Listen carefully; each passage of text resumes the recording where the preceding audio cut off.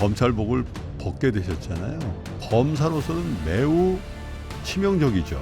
너무 치명적이죠. 네. 그 해임이 작년에 3월 6일자로 됐는데 제가 잘못한 게 없기 때문에 그 해임을 받아들일 수가 없었고, 해임이 되면은 그 변호사 등록을 할 수가 없어요. 윤석열 검찰총장 입장에서는 제가 굉장히 미웠을 거예요. 자신에게 누가 잘못했다고 말하는, 문제 제기를 하는 그런 사람이 없었을 텐데, 제가 후배임에도 불구하고 그렇게 하는 거에 대해서 굉장히 기분 나쁘고 굉장히 싫었을 겁니다. 그렇다고 하더라도 그것에 대해서 해임이 돼가지고 이게 뭐지?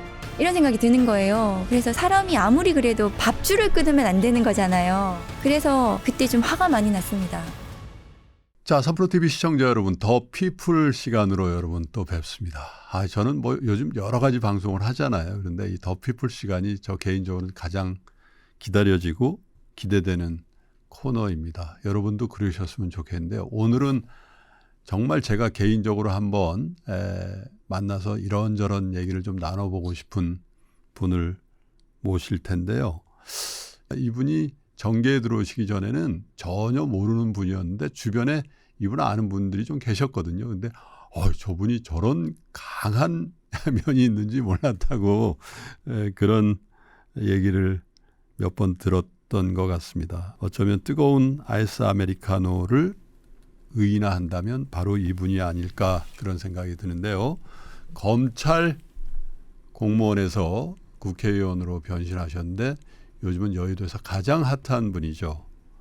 조국혁신당의 박은정 의원님을 모시겠습니다. 어서 오세요, 의원님. 네, 안녕하세요. 불러주셔서 감사합니다. 별 말씀을요. 이렇게 지금 이른 아침인데 이렇게 일과가 너무 바쁘실 테니까 이런 시간에 오시게 된 것 같습니다. 환영하고요. 아마 시청자 여러분들이 박은정 의원님 다 아실 텐데 정치인 박은정은 지금 몇 년 안 되셨죠? 네, 작년에 5월 말에 시작해서 예. 1년 조금 예, 넘었습니다. 1년 반이 채 안 됐는데 네. 검사로 얼마나 봉직하셨죠? 제가 2000년 2월 20일 임관을 받았거든요. 네.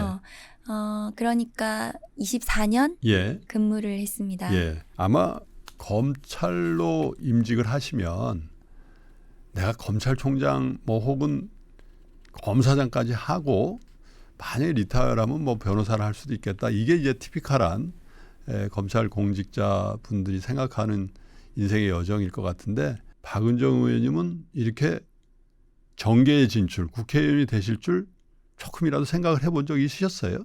아니요. 전혀? 네, 정치에는 예. 다른 분들이 하는 거라고 생각을 했었고요. 예. 근데 검사 될 때도 처음에 변호사가 꿈이었는데 예. 검사를 한 2년 정도 하고 예. 변호사를 하면 변호사 일을 좀 더 잘할 수 있지 않을까 그런 생각으로 2년이면 검사를 뭐 선택했습니다. 이른바 얘기하는 전과는 아닌데 네. 2년이면 뭐 그냥 검찰 조직을 좀 아는 게 네, 맞습니다. 법조계 전체를 보는 그런 앵글을 갖겠다 이런 생각이 있었나 봐요. 네. 그랬는데 생각보다 검사 일이 예. 보람되고 예. 좀 적성에 좀 맞기도 하고 그래서 예. 조금 더 해볼까 하다가 이제 24년까지 가게 됐던 것 조금 같습니다. 하다 네. 보니까 24년이 되신 거예요. 근데 검사로서 우리 국민들이 그래도 박은정 검사 그러면 아는 게 윤석열 당시에 검찰총장이었죠. 감찰을 하셨어요.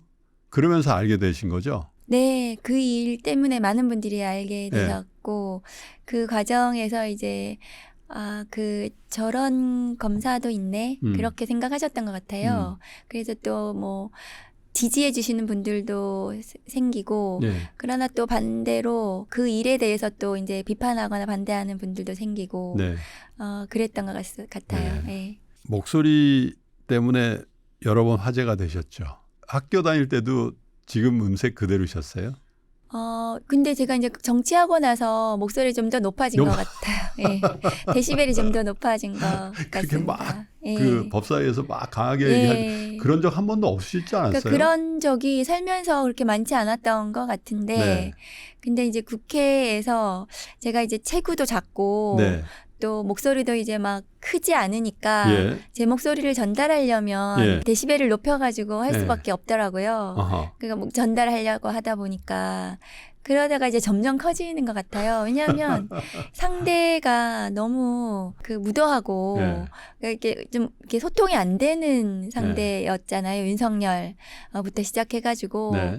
그래서 이렇게 그거에 대해서 뭔가 이렇게 대응을 하다 보니까 목소리가 점점 커지고 그래서 그 법사위에서 활동에 대해서 주변에서 많이들 걱정했어요. 평소 모습 아니고 그렇게 국민들 앞에 막 너무 화내는 모습만 보여드려서 국민들이 싫어하실지 않을까 주변에서 걱정을 많이 했는데 그런데 의외로 국민들께서 그런 모습이 시원하다 예. 그러시면서 또 별명도 지어주시고 그래서 굉장히 전 처음에 그 의아하고 그랬는데 그게 네. 오히려 또 힘이 되기도 했습니다. 그 성장기에도 검사를 해야 되겠다, 법조인이 돼야 되겠다 그런 꿈을 오랫동안 가지고 계셨었어요? 아니요. 어렸을 때는 예. 그 몸이 좀 약해가지고 예. 의사 되고 싶다고 생각하기도 했고 예. 그랬는데 고등학교 들어가서 예. 그 좀 법조인에 대한 꿈을 좀 가지게 됐던 것 같고 그 이제 대학을 법대로 지나가면서 네. 변호사를 해야겠다는 예. 생각을 했거든요. 좀 자유롭고 그러면서 뭔가 많은 사람들을 대리해서 뭔가 법률적으로 네. 도움이 될 수 있는 일을 하면서 또 전문직이기 때문에 여성으로서 또 좀 이렇게 잘 자리 잡을 수 있을 것 같아서 변호사의 꿈을 가지게 됐고 대학교 1학년 때 그 존경하는 고 조영래 변호사님이 네. 그 진실을 영원히 감옥에 가두어둘 수 없습니다라는 책이 나왔어요. 유고집이었는데 그 책을 읽고 변호사로서 보람되겠다 그런 생각을 가지면서 변호사를 생각을 했었습니다. 그런데 이제 아까 말씀드렸다시피 바로 변호사를 하기보다는 그 당시에 제가 97년도, 8년도에 이제 사법연수에 들어갔는데 당시 연수생 600명이었고요. 네. 대부분은 이제 판사, 검사로 다들 이제 선택해서 나가는 그런 분위기였기 때문에 바로 변호사 하기보다는 이제 판사나 검사나 둘 중에 하나를 해서 좀 법조가 돌아가는 시스템, 사법의 시스템을 좀 배우면 변호사 업무에도 도움이 되겠다 생각해서 한 2년 정도 이제 판사 검사를 해야 되겠다. 왜냐하면 이제 처음 임지의 그 임기가 2년이었거든요. 네. 그럼 2년 지나면 이제 다른 곳으로 가야 돼요. 그래서 네. 다른 곳까지 갈 필요는 없고 한 번 정도 하면 되게 좋겠다 생각을 했었거든요. 네. 그래서 판사 검사 중에서 그 둘 다 뭐 해도 괜찮은데 그때 성적이 판사를 하면 지방을 가야 되는 그게 대구 이제 정도 가야 되는 성적이고 아는 분도 계십니다만 모르시는 분을 위해서 사법연수원에서도 석차가 나오죠. 네, 맞죠. 그 석차에 예. 따라서 자기가 지망하는 우선권이 주어지는 네. 거죠. 난 판사를 하겠다. 네. 근데 통상은 공부 제일 잘하는 분들이 판사를 그렇죠. 이제 지원한다면서요. 판사들이 훨씬 성적이 좋아가지고 그 이제 판사를 그 앞부분에 이제 하고 네. 이제 검사는 이제 그 뒷부분부터 하는데 네. 또 검사 중에서도 네. 성적이 좋아도 이제 검사를 또 의지를 가지고 하는 또 분도 지원하는 계시고. 분들도 계셨는데 네. 저 같은 경우에는 한 성적이 중간 정도였기 때문에 네. 판사를 지원하면 대구지방법원 정도 가는 네. 네. 그 거였고 이제 검사를 하면 이제 수원 가는 네. 수원지방검찰청에 가는 거였기 때문에 집에서 출퇴근하는 데가 이제 그 수원이었기 때문에 되게 인간적이네요. 네, 그래서 이제 검사를 지원을 했습니다. 집에서 출퇴근 네. 때문에 아마 이거 보도될 것 같은데요. 박은정 의원이 검찰에 들어올 때 출퇴근 거리를 감안해서 검사가 네, 됐다고. 그랬습니다. 근데 어차피 2년만 하실 거니까. 네, 그죠? 2년만 할 거였기 때문에. 네. 그 수원에 가신 거네요. 네, 수원에 갔죠. 수원에서 어떤 일 하셨어요? 이 수원에 가서 네, 첫날 갔더니 거기가 지금은 이제 수원지검이 신청사로 바뀌었는데 예.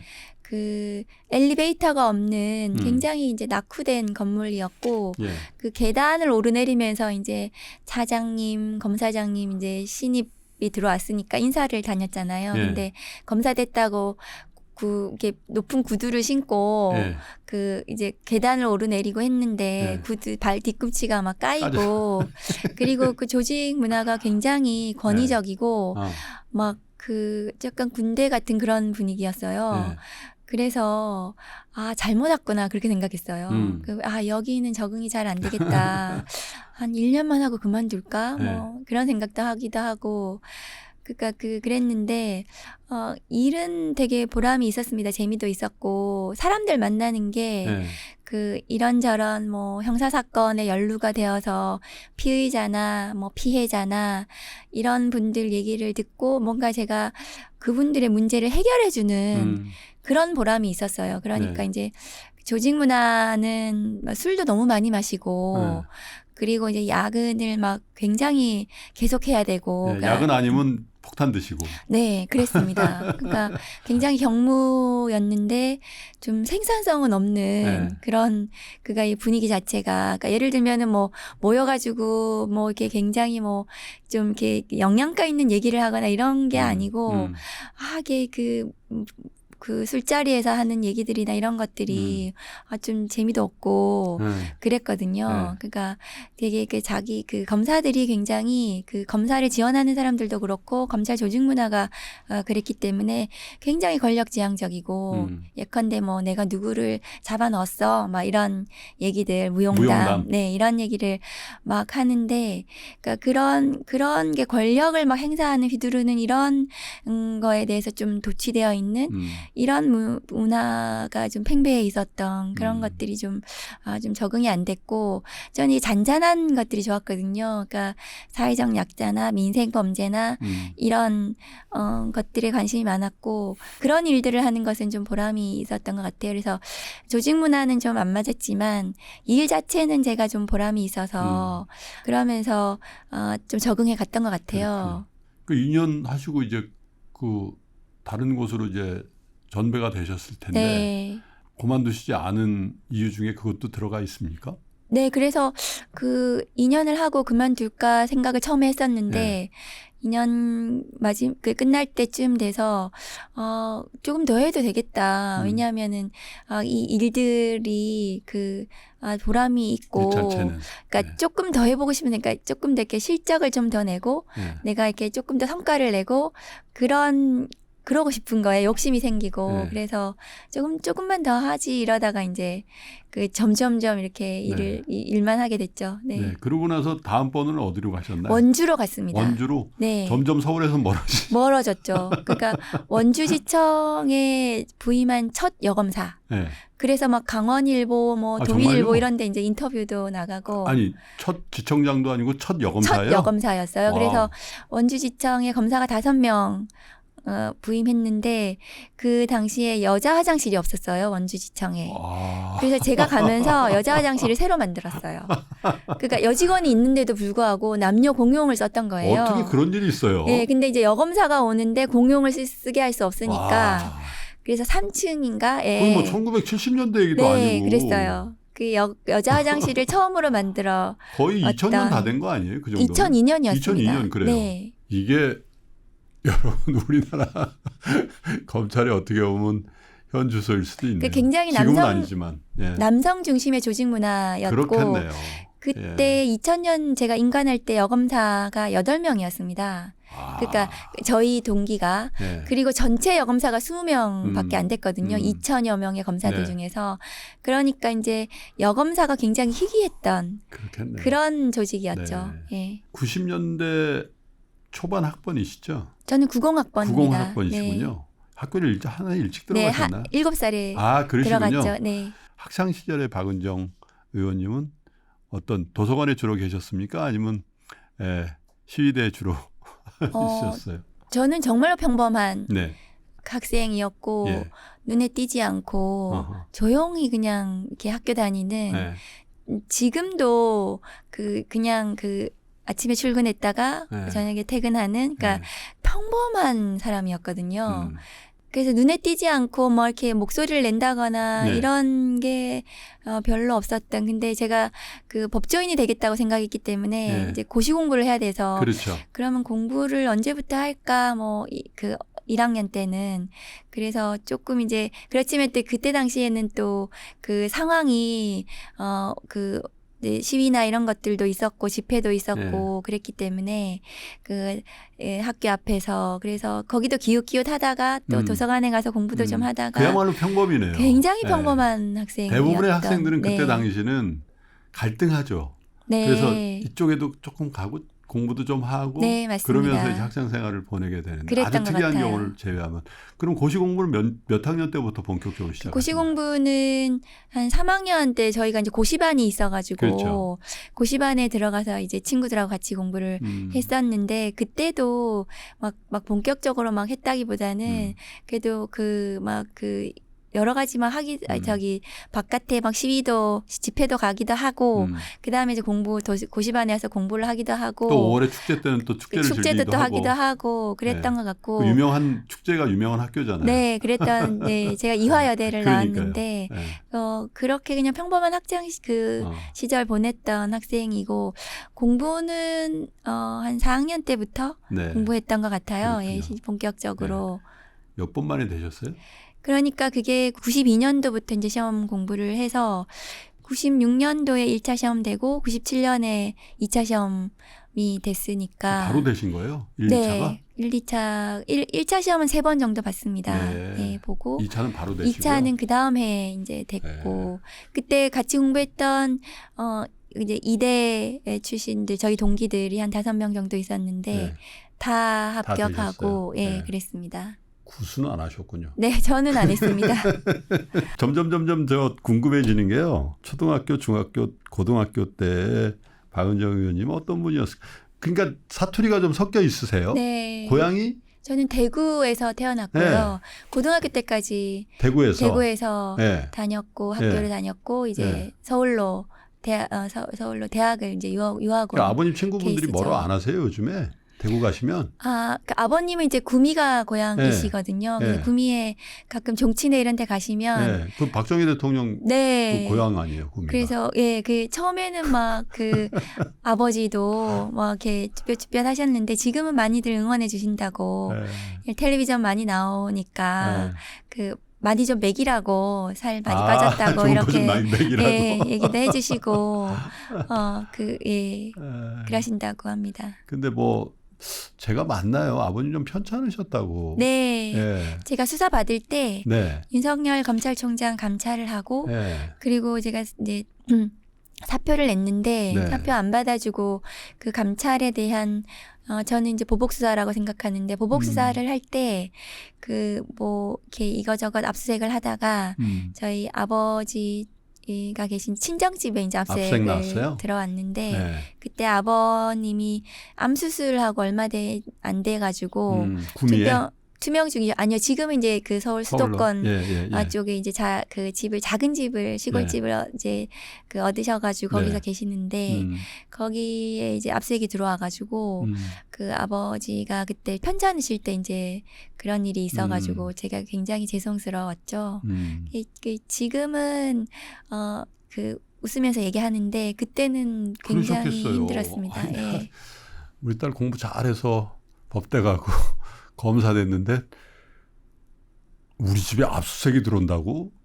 아유, 엄청 충격이셨겠어요. 그죠? 네. 그러니까 아버지가 이제 공부를 많이 안 하셔가지고 그 딸이 그 검사가 돼서 그게 이제 되게 인생의 보람이신 자부심인 분이셨고 그래서 항상 이제 그 검사 어디 임지를 옮길 때마다 차로 운전해서 데려다 주시고 이사도 해주시고 그러셨고 그리고 제가 서울중앙지검 이제 여성아동범죄조사부장 할 때 그때 아버님 친구분들을 이제 같이 오셔가지고 그 구내식당에서 식사도 한번 같이 했었거든요. 우리 딸 사무실 한번 보러 가자. 그러니까 그때 이제 처음으로 우리 딸 검사 됐는데 맨날 텔레비전 나오는 검찰청 거기 근무한다고 아버님 친구분 데리고 오셔가지고 그때 구내식당 가가지고 그때 뭐 15,000원 하나 그때 이제 그 식사 사드리면서 되게 자랑스러워하셨던 분이셨는데 딸이 이제 검사돼서 수사를 하는 줄 알았는데 수사를 받아버려요? 수사를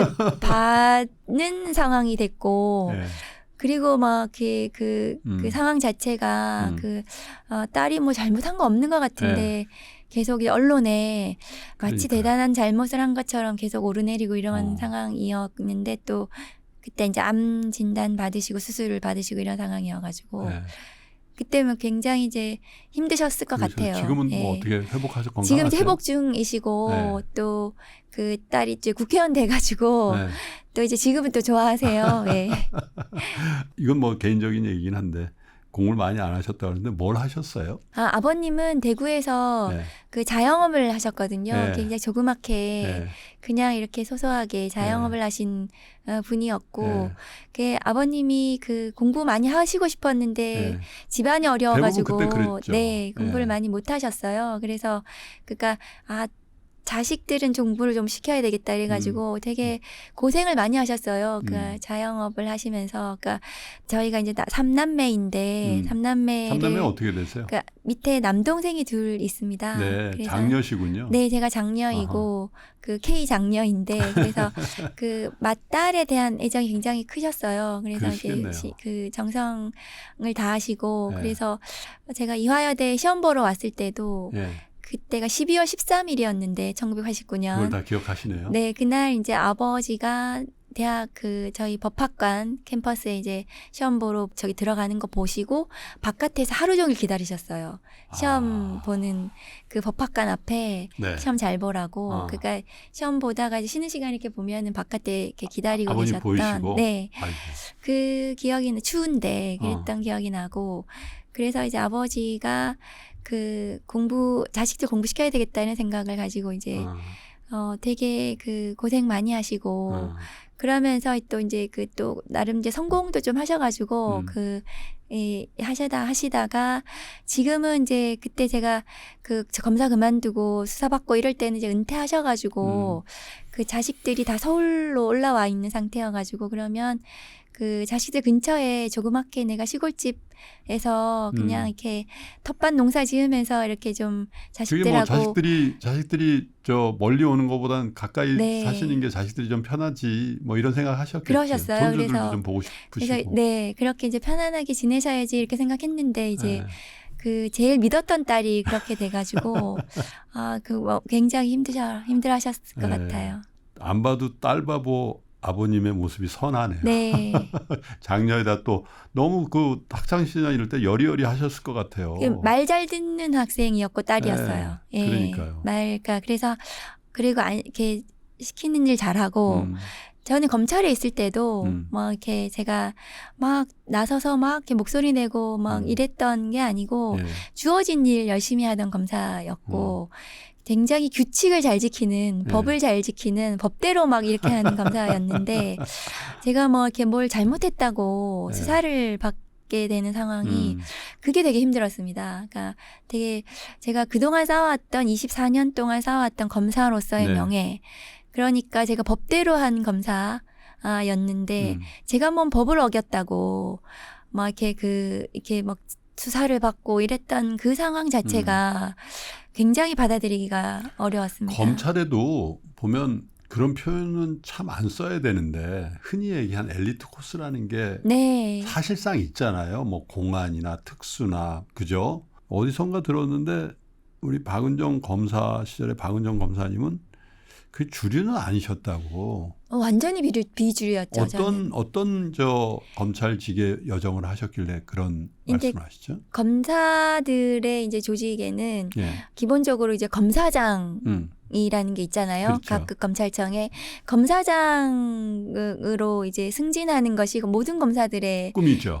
네. 그러니까 그게 별을 단다고. 차관급인데 그러니까. 그래서 이제 검사장이 되고 그다음에 고검장이 되고 검찰총장이 되고 이게 이제 엘리트 승진하는 코스인데 검사장이 되려면 기본적으로 그 직접 수사 부서 그러니까 특수라든가 공안이라든가 이런 그 자리에 있는 검사들이 대부분 검사장을 유리하죠. 하죠. 예. 그러니까 근데 사실은 검찰 조직에 형사부가 한 80% 90%거든요. 그게 모조리티죠, 사실. 그게 이제 기본적으로 예. 육군으로 치면 보병인 보병이죠. 거죠. 예. 예. 근데 이제 그 군대는 육군은 이제 보병 출신들이 그 장군이 예. 되고 그 맞습니다. TO가 있고 한데 검찰은 그 형사부 출신이 검사장이 되는 게 굉장히 어려운 그런 구조였어요.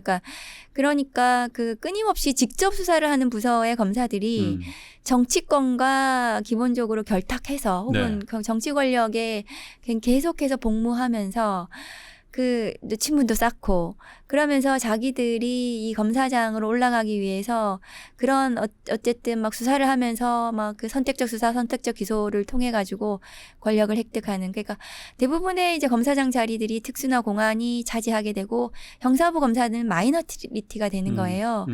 근데 실제로 국민들이 체감하는 직접 이제 민생이라든가 국민들에게 직접 피부에 와닿는 이런 수사를 담당하는 검사들은 형사부 검사들이거든요. 그렇죠. 예. 뭐 사회적 약자들에 대한 범죄라든가 예. 그 형사부 검사들이 기본적으로 조직 내에서 그 목소리를 가지고 힘을 가지고 그래야 검찰 조직이 건강해지고 국민들을 위해서 검찰이 복무할 수 있는 건데 그런 직접 수사의 부서의 검사들, 그러니까 예컨대 이제 윤석열, 한동훈 같은 이런 검사들이 그 의사결정을 하게 되면서 저는 검찰이 몰락하는 길로 접어들었다고 생각을 합니다. 그래서 저 같은 경우에는 평생 형사부에서만 일했던 검사였어요. 그래서 특수공안은 전혀 특수공안은 단 한 번도 해보지 못했습니다. 그러니까 제가 이제 지원했어도 시켜주지도 않았을 것 같고 예.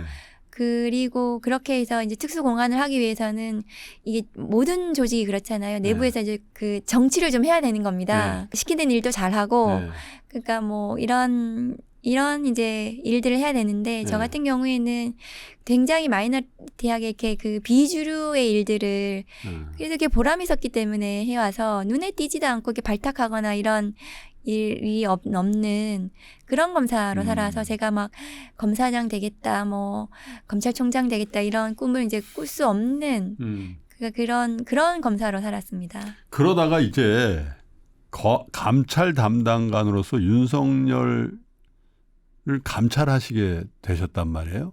이게 어떻게 보면 박은정 검사의 검사 전체 그 커리어 중에 어떻게 보면 가장 부담스럽고 가장 주목을 받는 일이셨겠어요. 그죠? 그때 이제 2020년에 감찰 담당관으로 갔거든요. 2월에 추미애 장관님이 부임하셔가지고 그 감찰 담당관 자리는 근데 공안검사가 가는 자리였어요. 그러니까 저처럼 병사부 검사가 가는 자리가 아니에요. 되게 이례적이었죠. 거기 이례적이죠. 그러니까 차장급이거든요. 그 자리가. 그러니까 굉장히 좋은 보직이에요. 거기를 마치면 나중에 검사장 될 수 있는 그런 자리인데 그 자리에 저를 인사를 하신 이유가 그 후에 이제 추미애 장관님께서 어느 방송에서 말씀을 하시던데 그때 당시에 2019년도에 이제 조국 전 법무장관에 대한 수사가 진행이 되면서 검찰이 굉장히 그 정치 수사를 한다. 그리고 이 검찰권 너무 남용한다. 이런 비판이 있어왔고 그래서 추미애 장관님이 부임을 하면서 뭔가 이제 검찰을 좀 바로워야 되겠다. 형사부 중심으로 좀 바르면서 이 형사부 검사들이 좀 조직의 중추가 되면서 국민이라든가 민생이라든가 이런 범죄에 좀 이렇게 집중하는 이런 조직을 좀 만들어야 되겠다는 생각을 하셨고 그럼 그 이전에 검찰권 남용, 검찰의 잘못된 부분들에 대해서 좀 들여다보는 메스를 들이대는 그런 역할을 할 검사는 이 과거에 특수나 공안을 했던 검사가 아니라 조금 떨어져 있던 비주류의 검사가 제 식구 감사기를 하지 않을 것이다. 그러겠네. 그런 생각을 가지고 찾다가 이게 저도 울망에 올랐던 것 같아요. 그래서 제가 그 자리에 가게 된 이유라고 말씀을 하시는 걸 들었어요. 그래서 그가 좀 흔들리지 않는 누구 얘기도 좀 잘 안 들어주는 그런 검사를 찾다 보니까 저를 발탁하게 됐다. 그런 말씀을 들었습니다. 윤석열 전 대통령이죠. 지금 윤석열에 대해서는 같이 근무한 적은 당연히 없으셨겠네요. 있었죠. 언제예요? 2019년도에 18년도에 그러니까 서울중앙지검장 하실 때 할 때 제가 여성아동범죄조사부장으로 아. 그때 이제 부장과 검사장으로 같이 일을 했죠. 1년 동안 일을 했고 그래서 그 굉장히 가까웠던 사이죠. 왜냐하면은 뭐 같이 술도 먹고 밥도 먹고 그러나 그 라인은 아닌. 그 라인은 아닌 그때 그러나 당시에 직제상 상사였던. 상사였고 그때 당시에 이제 한동훈 그 검사도 3차장 검사로 같이 일했죠. 그렇군요. 그때 당시에 검사 윤석열에 대한 그 검찰 내부의 평은 그 물론 좀 갈릴 수도 있겠습니다만은 감찰 담당관으로서 보셨던 검사 윤석열에 대한 평가는 어떻습니까? 중앙지검장 할 때는 제가 이제 부장이었는데 예. 그 중앙지검장이 아니었어요. 예. 그러니까 검찰총장 급 중앙지검장이었죠. 그랬던 기억이 나요. 그러니까 모든 권한을 다 가지고 있는 예. 것처럼 행동했어요. 예. 그러니까 실제로 그랬기도 했다고 저는 생각합니다. 그래서 굉장히 윤석열 검사에 대한 국민적 지지가 있었잖아요. 그 당시에 스타였죠. 네. 그래서 그 지지와 더불어서 그 굉장히 정권에 대한 신임이 높았고 그래서 원래도 그 스타일이 되게 그 무소불위에 막 이렇게 그 거만한 그런 태도였지만 그 당시에도 훨씬 더 그게 더 심해졌고 그래서 아마도 이제 검찰총장 자리까지 거머쥐기까지 모든 권한을 그 검사로서의 권한을 다 그 해서 검찰총장 자리까지 갔던 것 같아요. 그런데 검찰총장이 되고 나서는 저는 이제 그 정치 검사의 전형을 보여줬다라고 생각을 합니다. 네. 그래서 검찰총장이로서 해서 그 기본적인 어떤 자세, 우리가 이제 국민들이 바라는 검찰총장의 모습이 있는 거잖아요. 그렇죠. 예컨대 그 검찰총장은 뭡니까? 그러니까 검사들이 수사를 제대로 할 수 있도록 해주고, 그 다음에 검찰 내부에 비리를 저지른 검사가 있으면 바로 감찰을 해서 징계를 하고. 그리고 법원에 대해서는 제대로 그 법원에 대한 존중과 함께 법원의 이 절차에 대해서 협력하고 그래서 이 사법권에 대해서 제대로 이 검찰권을 행사하고 그게 이제 검찰총장의 기본적인 모습이고 그다음에 정치적인 중립을 지키고 이게 검사의 기본적인 태도일 텐데 네. 검찰총장으로서 채널A 검언유착 사건이 벌어졌을 때 2020년 3월이었습니다. 그 당시에 한동훈 검사장, 그러니까 제 측근입니다. 측근인 한동훈 검사장에 대한 수사가 시작이 됐을 때 그 수사를 방해를 했습니다. 그리고 감찰을 하겠다고 하니까 그 감찰도 방해하고 그리고 판사에 대해서 사찰 문건을 작성한 것을 배포를 시키고 이런 검찰총장으로서는 해서는 안 되는 그런 검찰총장이었거든요. 비위를 저지른. 그래서 네. 검찰총장으로서 그런 비위가 드러났기 때문에 감찰 담당관은 검찰의 비위를 감찰하는 그런 자리였기 때문에 감찰을 할 수밖에 없었던 상황이었어요. 그래서 그것은 정치적인 것이 아니었고 오히려 그 감찰에 대해서 찍어내기 감찰이라고 하면서 정치적으로 악용한 것은 저는 윤석열 검찰총장이었다고 생각합니다. 지금 법사위원장이 되신 추미애 장관 시절에 있었던 일이죠. 그게. 네, 그렇습니다. 그때 당시에 2020년 10월 28일 날 이제 감찰이 시작이 됐고요. 인간적으로 되게 힘드셨을 것 같아요. 왜냐하면 서울중앙지검에서 지검장으로서 상사로서 모셨던 분이고 또 뭐 검찰 내에 이런저런 평가가 갈리고 있습니다만 어쨌든 그립감이 굉장히 강한. 네. 그렇죠? 굉장히 권위적이지만 또 다른 해석으로 하면 자기 라인에 들어온 사람에 대해서는 무한한 신뢰를 주고 또 키워주고 끌어주고 인간적으로 나도 저렇게 하고 싶다는 생각이 있었을 법도 한데 그런데 이제 후배 검사로서 무소불위의 검찰총장을 감찰해야 되는 담당관이 되셨단 말이죠. 인간적으로는 어떠셨습니까? 그런 일을 부여받았을 때. 그 당시에 제가 조금 순수했다 그래야 되나? 그냥 좀 뭘 몰랐던 것 같아요. 그러니까 제가 원래도 좀 이렇게 막 뭐 이렇게 빠릿빠릿하게 뭐 이렇게 시류를 잘 읽고 이런 사람은 아니기 때문에 그때 당시에도 그냥 제가 법률가고 검사였기 때문에 아 이거는 비위가 있기 때문에 그냥 감찰하면 그 비위 사유가 좀 중대했거든요. 그 음. 저희가 이제 징계 기준이라는 게 있어가지고 그 비위 사유가 중대하기 때문에 이거는 그냥 감찰에서 징계하면은 되는 사안이야. 그러니까 검사로서 수사를 하면은요. 이거는 이제 죄가 돼 안 돼 이것만 판단하거든요. 그렇죠. 그러니까 이게 정치적으로 이렇게 뭘 판단을 하는 걸 저는 못하는 거예요. 그러니까 특수부나 공안부 검사들은 그런 걸 굉장히 잘해요. 그걸 근데- 꼭 말을 해야 하냐? 뭐 이런 거죠. 예. 그러니까 형사부 검사들은 그런 네. 걸 잘 못해요. 죄 있잖아 너 이거죠. 네, 그러니까 네. 죄가 되면 하는 거지 이런 어. 거예요. 그래서 물론 이제 윤석열 검찰총장이 당시에 뭐 대선 후보로 뭐 어디 이름이 오르내리기도 하고 그러기도 했지만 그렇지만 그래도 비위가 있기 때문에 비위에 대해서 감찰을 하지 않으면 네. 그게 제가 직무유기가 되거든요. 네. 그래서 이거는 되니까 그냥 하면은 사람들이 전부 다 나를 알아줄 거야. 이게 비위가 이렇게 있으니까 이게 징계를 해야 되고 이 중대한 비위라고 설명을 잘 드리면 아 그러네 이렇게 사람들이 그렇게 내 편을 다 들어줄 거야. 그렇게 생각했던 것 같아요. 그러니까 되게 약간 좀 천진난만했다고 그래야 생각했나? 하여튼 제가 그랬던 것 같아요. 네. 그러니까 근데 점점 이렇게 절차를 진행하면 할수록 예. 그게 아니고 이게 뭔가 이렇게 계속 악용된다는 생각이 들면서 제일 힘들었던 건 뭐냐 하면 법무부 내에서 그러니까 예. 이게 이제 법무부 장관께서 하시는 일이었잖아요. 그렇죠. 장관이 이제 징계 청구권자였기 때문에 네. 그러면 장관이 하시는 일이고 장관의 이 판단이 맞으니까 그래서 저는 하는 건데 그 법무부 내에서 같이 그 다들 맞다고 했던 검사들이 있을 거 아니에요. 그렇죠. 그게 근데 네. 그 검사들이 점점점 이렇게 저쪽으로 넘어가는 거예요. 그때 점점 그리고 못 하겠다고 하는 거예요. 말이 달라져. 말이 달라지는 거예요. 점점.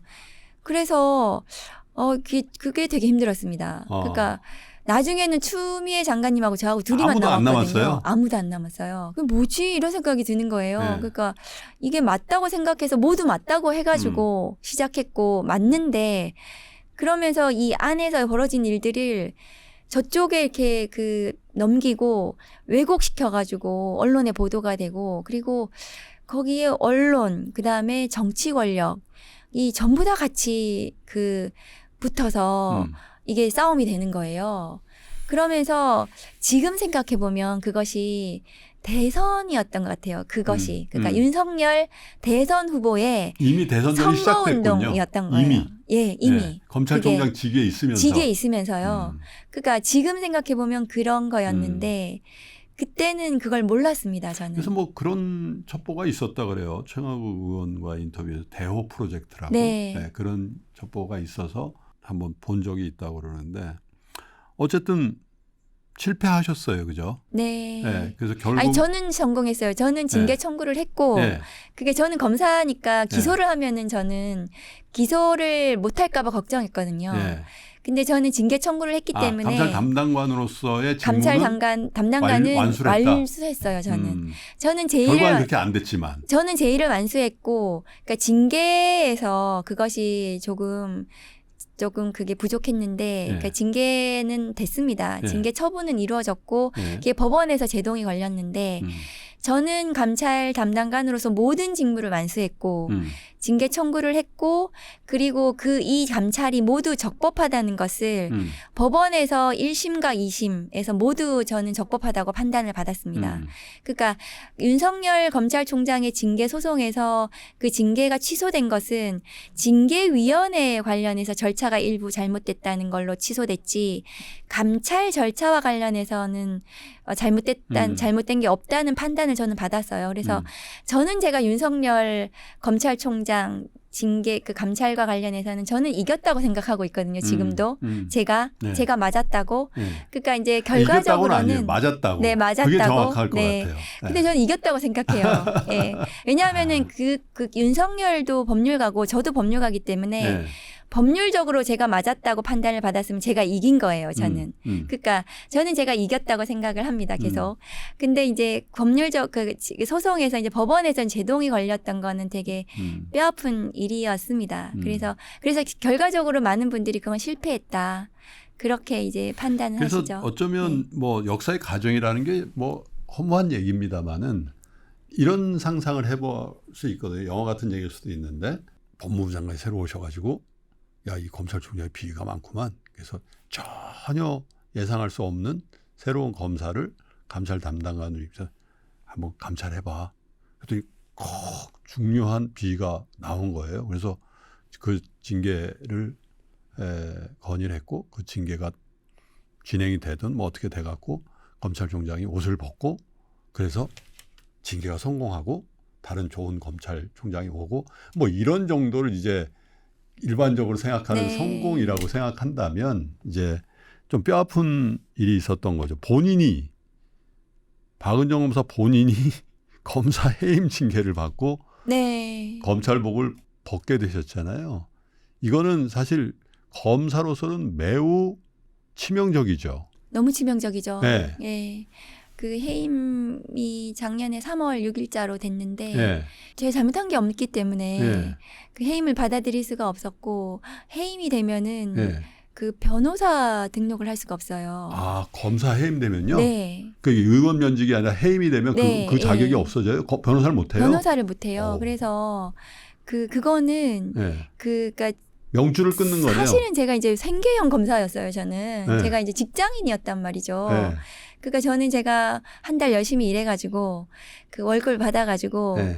그 살림을 하고 네. 아이들을 키우는 그런 직장인이었는데 예. 제가 이제 먹고 살 길이 막막해진 거죠, 사실은. 그래서 그 해임이 돼서 그 아무리 그래도 네. 자기가 대통령이 됐으면 됐지. 네. 그런데 나를 이렇게 해임까지 할 필요는 없잖아 이런 생각이 들더라고요. 그러니까 해임이 맞지도 않지만 그러니까 그게 굉장히 사람이 찌질하다. 좁다. 제가 아까 이제 제가 윤석열을 제가 이겼다고 생각하는 게 뭐냐 하면 그 감찰할 당시에 윤석열 검찰총장 입장에서는 제가 굉장히 미웠을 거예요. 왜냐하면은 자기는 한 번도 그런 대우를 받아본 적도 없고 없죠. 그 자신에게 누가 잘못했다고 말하는 그거에 대해서 뭔가 이렇게 그 문제 제기를 하는 그런 사람이 없었을 텐데 제가 후배임에도 불구하고 그렇게 하는 거에 대해서 굉장히 기분 나쁘고 굉장히 싫었을 겁니다. 그러니까 미움이 있었을 거고 그렇다고 하더라도 그것에 대해서 이렇게 꽁해가지고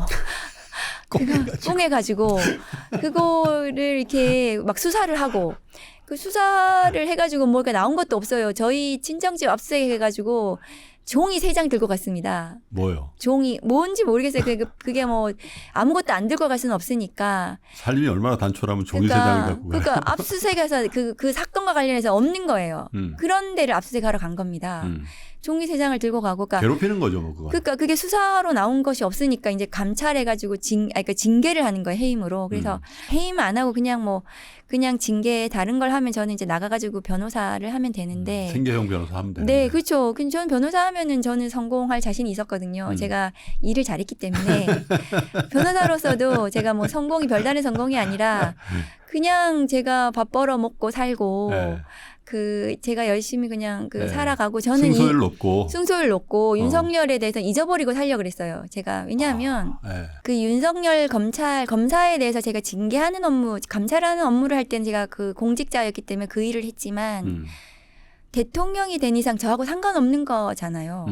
대통령이 제가 뭐 정치를 할 것도 아니고 대통령을 감찰할 수 있는 그렇죠. 뭐 입장도 대통령에 대해서 제가 무슨 뭐 방송인이나 뭐 이런 뭐 무슨 아무런 연관성이 없는 사람이잖아요. 저는 그래서 그러니까 지금 많은 분들이 저에 대해서 동감을 해주실 거예요. 왜냐하면은 내란 국면 이후에 보여줬던 대통령으로서의 그 모습, 그러니까 전직 대통령으로서의 모습이 너무 찌질하고. 공직자로서의 그 퍼블릭의 개념이 전혀 없는 그런 모습들, 그 속옷바람으로 체포영장 집행에 거부하는 민망하죠. 이런 것까지. 네. 그러니까 근데 저는 그걸 이미 경험을 했잖아요. 그 검찰총장 감찰을 하면서 그 모습을 전 다 봤습니다. 이미. 그래서 만나고 싶지 않은 그런 사람을 만났고, 그래서 제가 변호사를 하면 텔레비전도 보지 않겠다. 그런 저런 사람을 내가 알았던 것조차도 잊어버리고 살겠다.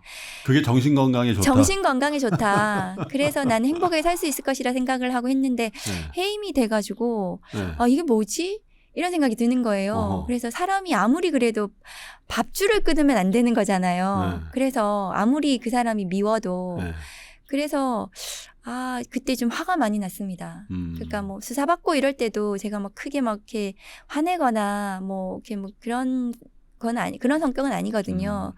근데 그때 해임됐을 때는 화가 많이 났고 그 상황이 되게 받아들여지기가 어려웠어요. 그러니까 해임이 될 건 알고 있었거든요. 그러니까 미리, 왜냐하면 그런 인간형이었기 때문에 끝까지 보복할 네. 거라고 생각했어요. 그래서 네. 해임이 될 거라고 생각은 했는데. 그때는 이미 정적이 돼버린 상태가 된 것 같아요. 네. 이 사람을 내가 그냥 두면 나머지도 보고 대충 넘어가네 이런 생각도 했을 거고. 그랬을 것 같기도 합니다. 그리고 변호사라는 게 네. 사회적으로 사실 다른 일을 하더라도 굉장히 영향력이 있는 포지션이잖아요. 변호사 타이틀 자체가 이런저런 활동을 하기에. 그래서 아예 그냥 명줄을 끊어놔야. 네. 그래서 그때는 이미 뭐 개인적인 그런 게 아니라 정치적 적대감 이런 네. 것들이 개입되는 그런 입장이었을 것 같은데. 그런 말씀은 처음 들어요. 그러니까 제가 뭐 저 변호사 하면서 본인을 보복할 것 같아서 그런 염려 할 수 있죠. 그런 염려 때문에 그랬을 거라는 치부를 생각은. 제일 많이 알고 있는 분인데. 그렇죠. 제가. 근데 저는 정말로 잊어버리고 살려고 했거든요. 얘기를 하시 그러셨어요. 네, 그럴 걸 그랬어요. 예.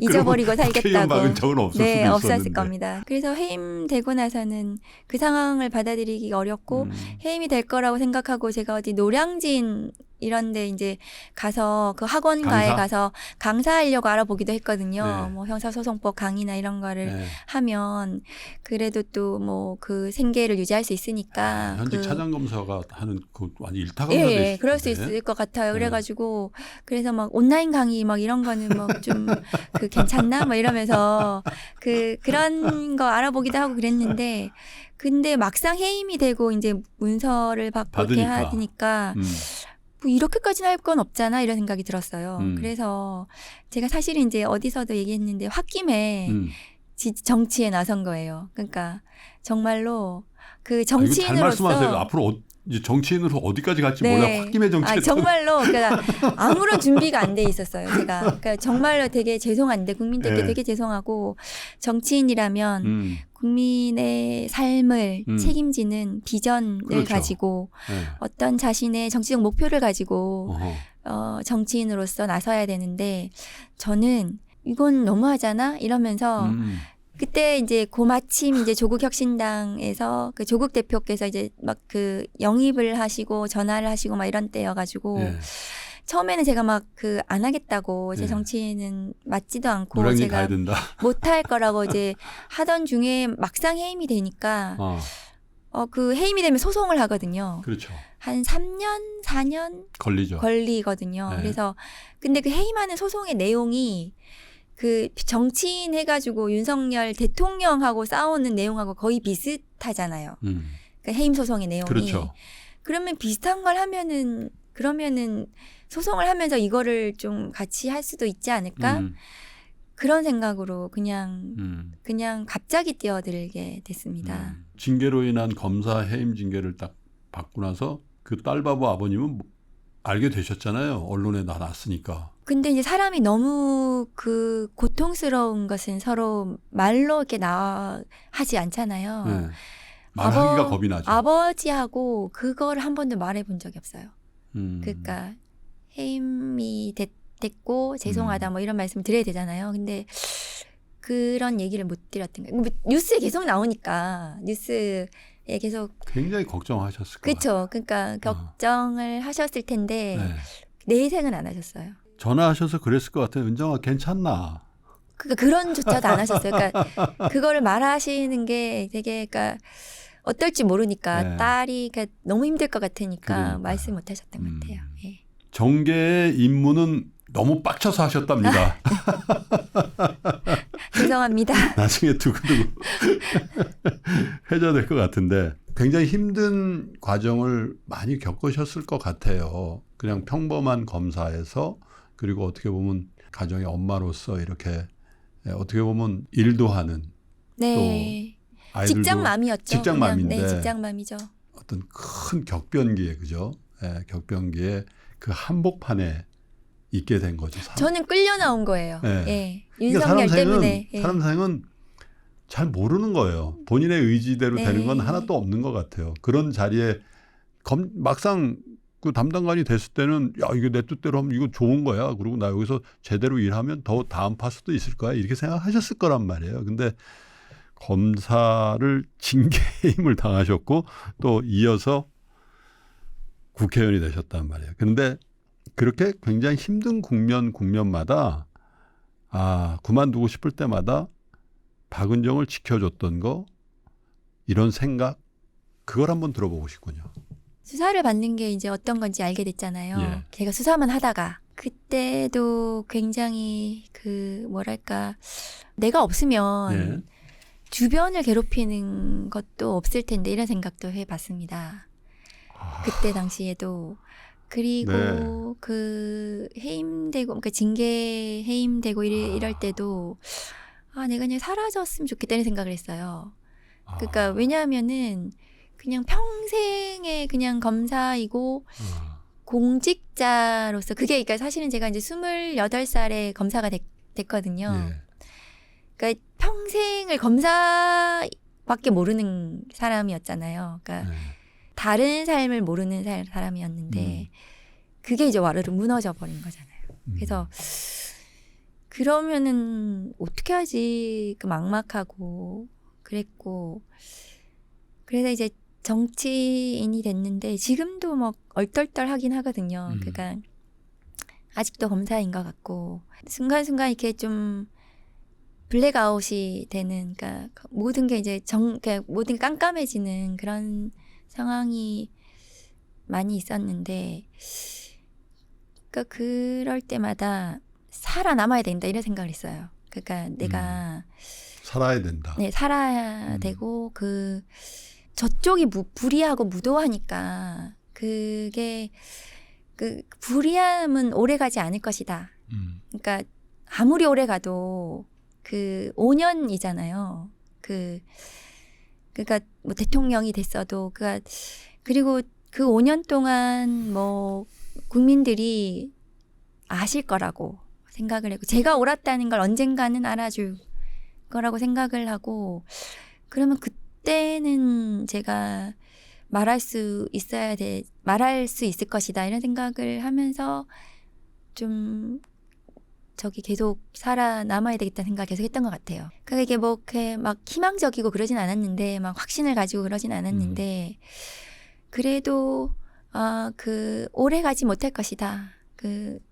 윤석열이라는 사람이 저런 불의를 계속 저지르면 오래 가지 못할 것이다. 그런 생각을 계속 했던 것 같고 그리고 제가 이렇게 좀 단순하기도 하고 그래가지고 제가 감정에 빠지지 않으려고 되게 노력했어요. 그러니까 제가 이제 T인 사람인데 네. 네, 그래서 그러신 것 같아요. 극단적 T거든요, 제가. 그래서 막 거의 울지 않는 수사 받으면서도 거의 안 운 적이 한 번도 없어요. 그러니까 네. 막 상황 자체가 막 했는데 감정을 빼야지 그러니까 뭔가 판단을 할 수가 있거든요.